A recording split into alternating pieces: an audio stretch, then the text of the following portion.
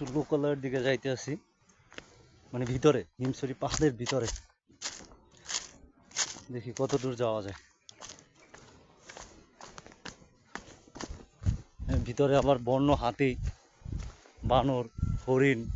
হরিণ অবশ্য কিছু কোনো প্রাণী এখন পর্যন্ত দেখি নাই, খালি পাখি ছাড়া, বিভিন্ন প্রজাতির পাখি ছাড়া কিছুই এখন পর্যন্ত দেখি নাই। দেখা যাক। ও এখান থেকে আবার আটকাই দিচ্ছে। হ্যাঁ, এখান থেকে আর বেশি দূর যাওয়া যাবে না, বাঁশ দিয়ে আটকাই দিচ্ছে।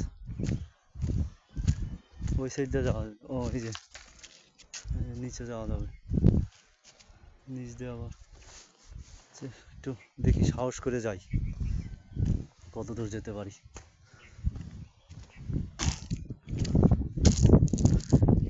বিভিন্ন ধরনের পাহাড়, কক্সবাজারে আসলে পাহাড়ও দেখতে পারবেন, সমুদ্র দেখতে পারবেন, মানে কম খরচ, এত কম খরচের ভিতর। কিন্তু আপনাকে আসতে হবে হলো মনে করেন সিজন ছাড়া। যেমন আমরা আগামীকালকে আমরা চলে যাব 30 তারিখে। এই 31 তারিখ থেকে শুরু করে সিজন শুরু হবে, কারণ ঈদের প্রোগ্রাম, ঈদের অনুষ্ঠান, অনেক ছুটি, সরকারি ছুটি, গভর্নমেন্ট ছুটি পাইছে।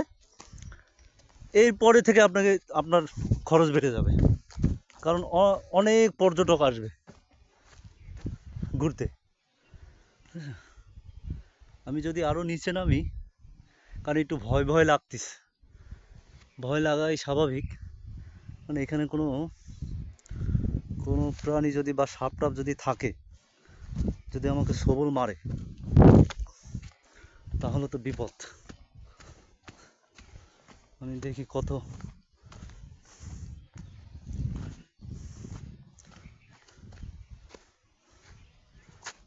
বাবারে।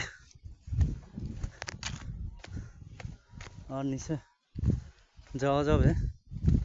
দেখেন, এক পাহাড় থেকে অন্য পাহাড়ে আমি এখন ওই উঁচা থেকে, অনেক উঁচা থেকে আসছি, এই টিলা থেকে দেখা যাচ্ছে না।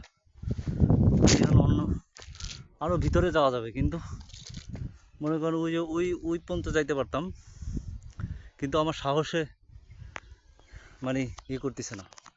সাহসটা হলো মেইন।